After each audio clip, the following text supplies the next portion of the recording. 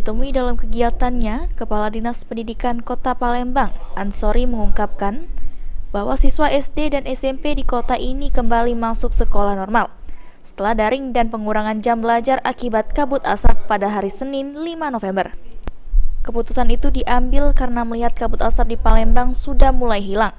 Selain itu juga pembelajaran di sekolah sudah mulai mendekati masa ujian semester, sehingga para siswa membutuhkan jam pembelajaran yang intensif untuk mengikuti ujian tersebut. Lihat kondisi ini sudah makin baik dan juga ini sudah akan menghadapi semester anak SMP ini. Di akhir November ini sudah mulai semester.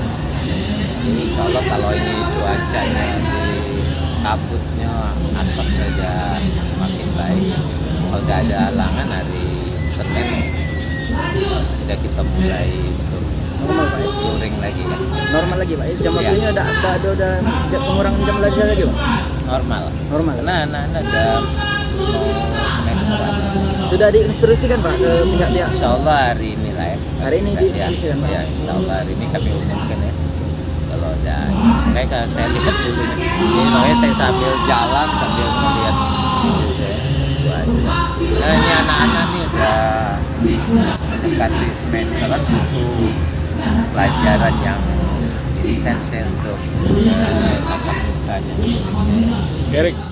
Ansori menghimbau agar para siswa untuk kembali bersemangat masuk sekolah dan belajar setelah sempat terganggu akibat kabut asap kebakaran hutan dan lahan. Irawan, PAL TV.